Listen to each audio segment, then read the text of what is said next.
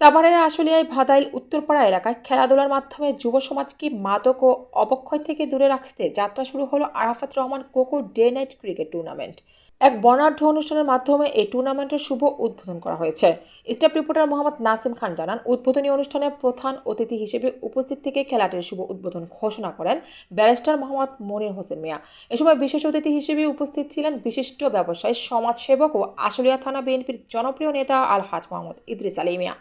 এ সময় অন্যান্যদের মধ্যে আরও উপস্থিত ছিলেন ৬ নম্বর ওয়ার্ডের সভাপতি মোহাম্মদ মোর্শেদ মোল্লা, আশুলিয়া থানা বিএনপির সহ সাধারণ সম্পাদক মোহাম্মদ ফারুক খন্দকার, সাংগঠনিক সম্পাদক মোহাম্মদ ফরহাদ হোসেন সরকার, বিএনপি নেতা মোহাম্মদ কামাল হোসেন, বিএনপি নেতা মোহাম্মদ মোবারক হোসেন, মোহাম্মদ আসলাম, মোহাম্মদ রায়হান, মোহাম্মদ আলমগীর ব্যাপারী সহ বিএনপির অঙ্গ সংগঠনের বিভিন্ন পর্যায়ের স্থানীয় নেতৃবৃন্দ উপস্থিত ছিলেন। উদ্বোধনী অনুষ্ঠান শেষে একটি মনোজ্ঞ প্রদর্শনী ম্যাচের মাধ্যমে টুর্নামেন্টের মাঠ পর্যায়ে লড়াই শুরু হয়। পুরো এলাকা জুড়ে এখন উৎসবমুখর পরিবেশ বিরাজ করছে।